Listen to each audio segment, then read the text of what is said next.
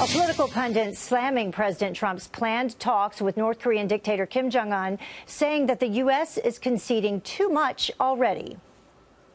I have to tell you, there's a lot of people asking, there's not many preconditions the United States is asking for. So far in this potential summit, North Koreans have gotten a lot out of it. What has the United States gotten yet?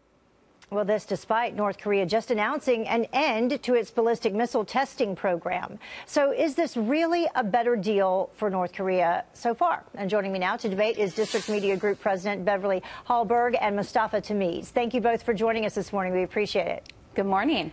So as we get into this, let's take a look at what President Trump had to say in response to Chuck Todd there. You heard what he said. This was his tweet. He said, "Sleepy eyes Chuck Todd of Fake News NBC just stated that we've given up so much in our negotiations with North Korea and they have given up nothing. Wow, we haven't given up anything. And they have agreed to denuclearization. So great for world site closure and no more testing." And then he had a couple other tweets after that. So Beverly, as we continue to take a look at his response, who do you agree with? Chuck Todd, leave aside the lazy eyes, whether he has those or not, in reference to North Korea. So what do you think? Are we giving away too much?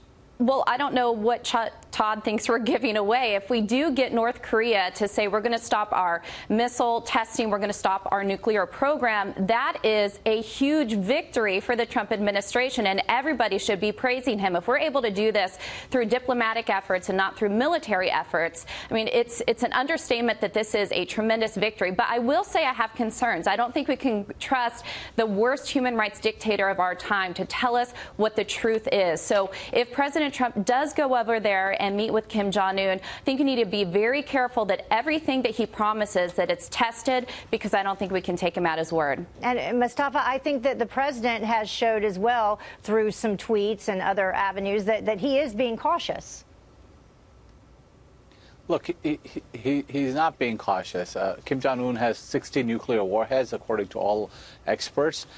He's tested, since Donald Trump has been in office, more than his father and his grandfather has combined, more missile tests, more nuclear tests. The president has agreed to meet with him. We don't know what the preconditions are, although he has said that he's not testing anymore, but the conditions that he said that he's not testing anymore is because he already has those capabilities. The Kim family has wanted one thing and one thing only, which is to sit on the same stage as the President of the United States, and the President has given him that.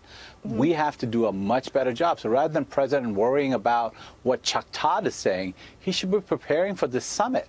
The President is incredibly thin-skinned. He lets people get under his skin rather than prepare for an important meeting like this. So do you think what we have to really hope for is that the President is spending the time going through his briefings and understanding what's at stake. This is nuclear war we're talking about. This is not some Twitter war. Well, clearly he already had Mike Pompeo have a meeting with Kim Jong-un, so that alone has already happened.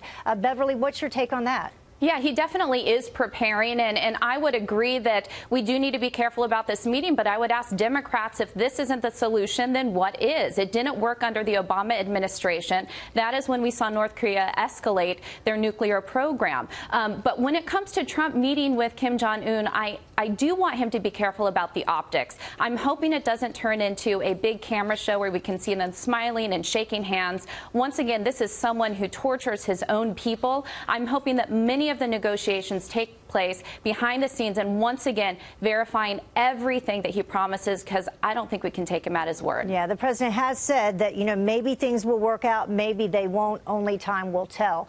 And I would think that he's definitely preparing as we move forward.